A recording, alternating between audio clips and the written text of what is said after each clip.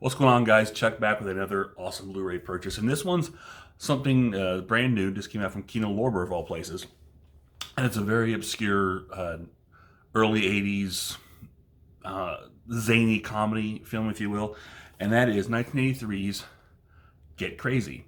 Now, this is, I think, a pretty obscure film, um, and I was really surprised that when I saw that Kino Lorber was putting this out on Blu-ray. Um, First of all, let me tell you what my history with this film, which is very, I don't know, strange, but basically, I remember seeing this film years and years ago. I believe late night on Showtime as a young kid, and I don't remember whole. I saw it one time, and I don't remember much about it after that. As I just remember seeing it, and I think that the premise about it had something about there's like a lot of rock music. It was around New Year's Eve, and remember Malcolm McDowell was in it. And the other thing that struck me that I remember about that is Malcolm McDowell talked to his penis, had a conversation with his penis. It's funny what sticks in your mind, but that was it. And then it's like I never heard it. I never saw it on Showtime ever again after that. It just kind of vanished. So maybe start wondering, did I really see this? It was a real thing. And it wasn't until some years later that I finally found out the film was called Get Crazy. But what I saw it about was very, very little information, not a whole lot about it. And that was it. I could never find it. It was never put out anywhere. And from what I've done the research, I guess this was released on VHS at one point, but it was never put on DVD. So VHS, and that was it. And I think the general consensus was this film would probably never get put on DVD, let alone Blu-ray, because of, they figured it was probably a lot of musical rights issues and stuff like that. So, lo and behold, to my surprise, Kino Lorber announced sometime earlier this year, I think it was, maybe in last year, I'm not sure what it was, that they were putting Get Crazy out on Blu-ray. And much like their release of Take This Job and Shove It, which was another one of those films that I saw years ago and could not find forever, then Kino Lorber suddenly pops up, look, here's Take This Job and Shove It. Same thing with this. Very surprised. And let me tell you, I am pleasantly pleased with what Kino Lorber did with this. And now, this is directed by Alan, I think it's Alan Arkish. Not Alan Arkin, but I should read this right. Alan Arkish, you also know who's directed Rock and Roll High School. So this is like, I guess, his follow-up. And there's a lot of interesting things about this film, I guess. It was made with the intention not to make money, apparently. Much like the Mel Brooks producers. I guess the people who produced this film had sold shares of it to some kind of stockbroker, tax shelter. I'm not sure how that worked out. But the point was they sold these shares to him so that the movie basically would make money, they wouldn't get anything. So they made it for nothing, more or less. And it was kind of a disappointment to the director. It was also disappointing for him because he wanted to make this, from I gather, somewhat of a serious film. So a lot of these stories in here were something, true. I don't know how much really true because there's some wacky, zany stuff in here. But there was some truth to him, and he wanted to portray that, but the producers didn't really care for that.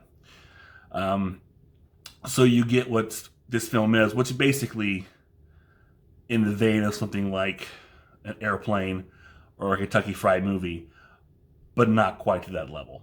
To quote the director himself, he said, "There's 3,000 punchlines, but only 1,000 jokes," and it does miss the mark, but it's still got a bit of a charm to it. It's got a good cast, but it's harmless fun. But yeah, it doesn't quite hit the mark like an Airplane. So it's probably one of the reasons why it was forgotten for so long.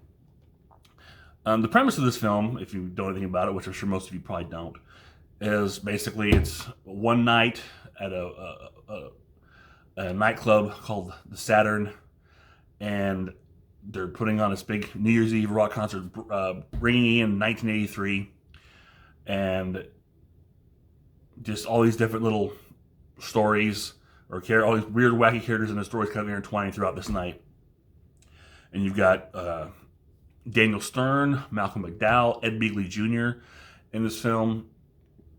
I was surprised John Densmore, the drummer for The Doors, is in this, playing like a drummer for Malcolm McDowell's rock character.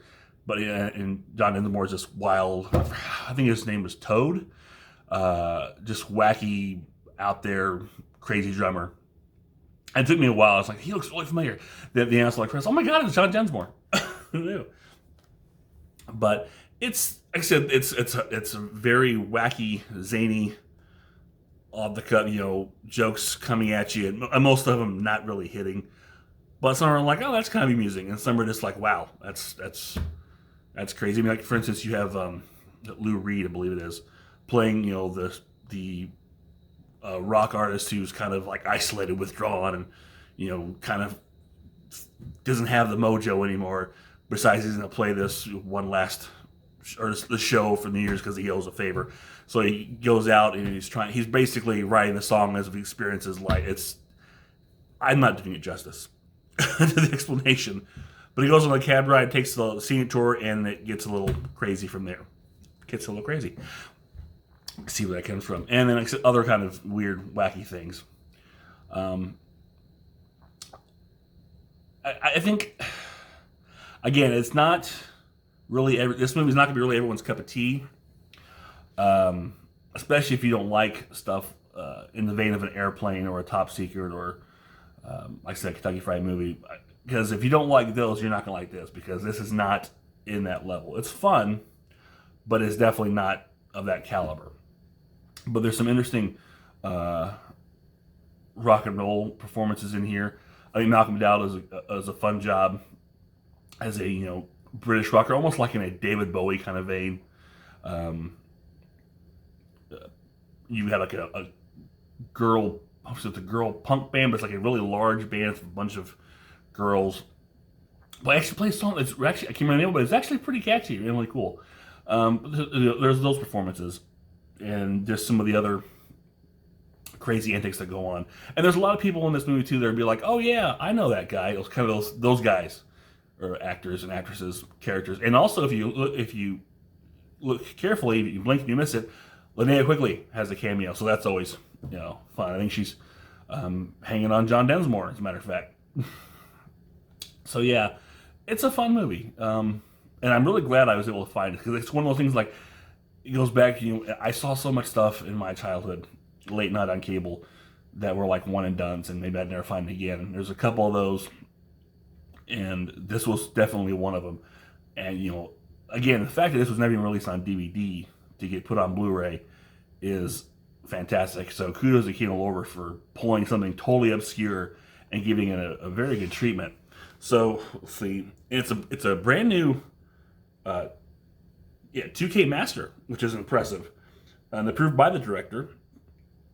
Actually, let's flip that around and take, before I have to read all this to you. But there's some of the backing of this here.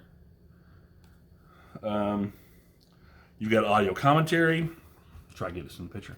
Audio commentary with the director Alan Arkish and the filmmaker Eli Roth, and filmmaker historian Daniel Krenner. So I haven't had a chance to listen to that, so that'll be interesting. The After Party, which is a documentary with the cast and crew. Fan Fiction with No Dogs in Space featurette. I'm not quite sure what that is, but I'm going to check that one out. Trailers from Hell with Alan Arkish. The theme music video, and then the theatrical trailer. And I have watched the movie, and it looks great, and it sounds really good. So, again, a fantastic job for something totally obscure. It's a good master. So, the Blu-ray itself, real simple. Kino Lorber put their effort really into special features and the mastering, didn't really do much with the packaging, which is fine. You get a nice slipcase, which is probably better than it deserves. And then just the same image, and it's pretty simple, just a disc, nothing fancy, but it doesn't need it. I mean, the prize here is that this movie was put on Blu-ray at all. So, again, hats off to Kino Lorber for doing this. And as I said before, if you like really wacky, crazy, not only screwball comedy, but just again, something in a Zucker Brothers comedy on an airplane, something like that. If you like stuff like that, with stuff that just doesn't make any sense and just going for punchlines, I recommend checking it. It's a fun time. It really is. I mean, there's some good music. It's just fun. It's wacky. It's not a long movie, but you know, if you but I said before, if you don't like something like Airplane, you're not gonna like this one. But if you do, I recommend giving a look-see.